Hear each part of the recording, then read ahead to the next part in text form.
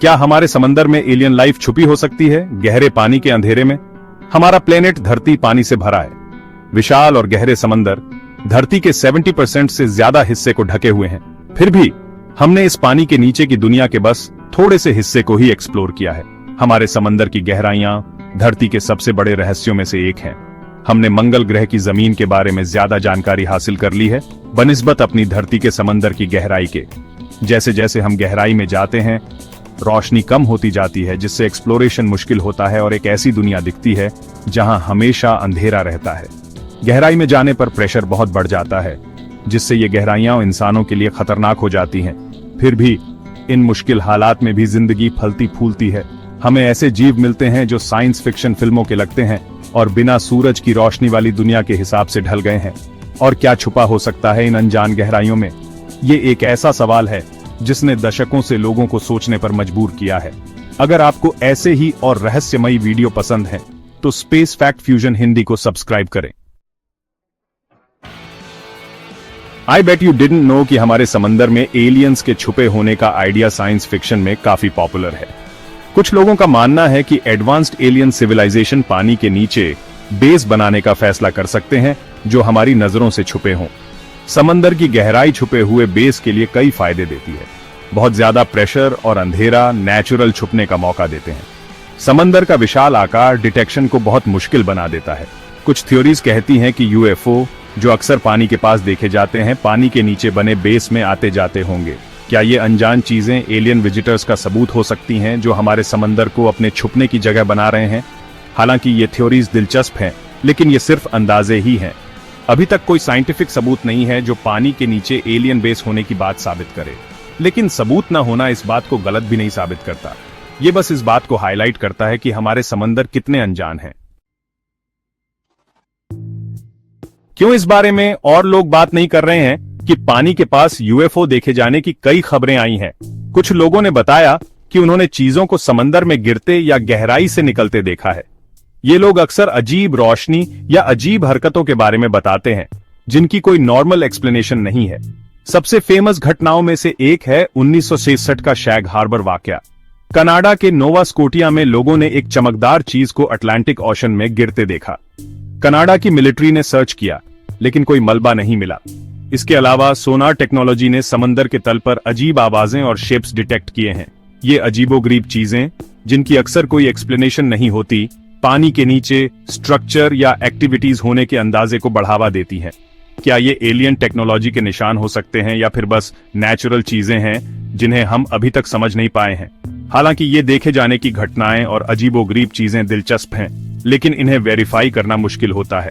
लोगों की बातें भरोसेमंद नहीं भी हो सकती और पानी के नीचे के हालात सोनार रीडिंग को बिगाड़ सकते हैं। I bet you didn't know that our oceans might hide extraterrestrial life. Section 4, क्या ये सच हो सकते हैं? अंदाजे के पीछे का साइंस। साइंस के नजरिए से हमारे समंदर में एलियन लाइफ होने की संभावना दिलचस्प है, लेकिन इसके लिए थोड़ा शक करना भी जरूरी है। जैसा कि हम जानते हैं, जिंदगी के लिए पानी जरूरी है, जिससे धरती के समंदर एलियन जीवों के लिए रहने की जगह बन सकते हैं। एक्सट्रीमोफाइल्स, जो धरती पर मुश्किल हालात में रहने वाले जीव हैं, ये दिखाते हैं कि जिंदगी ऐसी जगहों पर भी हो सकती है जहां हमने पहले सोचा भी नहीं था। क्या हमारे समंदर की गहराइयों में ऐसे ही जीव हो सकते हैं जो ज्यादा प्रेशर, बिना सूरज की रोशनी और यूनिक केमिकल कंपोजिशन के हिसाब से ढल गए हों? लेकिन इंटेलिजेंट एलियन लाइफ का सबूत ढूंढना, जैसे पानी के नीचे बेस, अलग बात है। ऐसी खोज के लिए असाधारण सबूत चाहिए होंगे। साइंटिस्ट धरती के बाहर जिंदगी के निशान ढूंढते रहते हैं, हमारे सोलर सिस्टम में और दूर के प्लैनेट्स पर भी।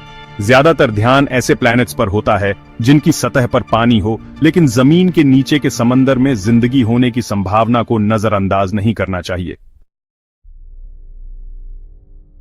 I bet you didn't know how exciting unlocking the secrets of the deep can be. Section 5, समंदर की खोज का भविष्य, गहरे समंदर के राज खोलना। टेक्नोलॉजी में तरक्की से समंदर की खोज के नए रास्ते खुल रहे हैं। रिमोटली ऑपरेटेड व्हीकल्स या आरओवीज और ऑटोनॉमस अंडरवाटर व्हीकल्स या एयूवीज हमें पहले से कहीं ज्यादा गहराई और दूरी तक एक्सप्लोर करने में मदद कर रहे हैं। ये रोबोटिक एक्सप्लोरर्स कैमरा, सेंसर और सैंपलिंग टूल्स से लैस होते हैं, जो समंदर के तल और वहां रहने वाले जीवों के बारे में जरूरी जानकारी देते हैं। जैसे जैसे टेक्नोलॉजी बेहतर होती जाएगी, हम आने वाले सालों में और भी एडवांस्ड अंडर वाटर एक्सप्लोरेशन की उम्मीद कर सकते हैं। शायद जैसे जैसे हम गहराई में जाते जाएंगे, हमें कुछ असाधारण चीज का सबूत मिल जाएगा।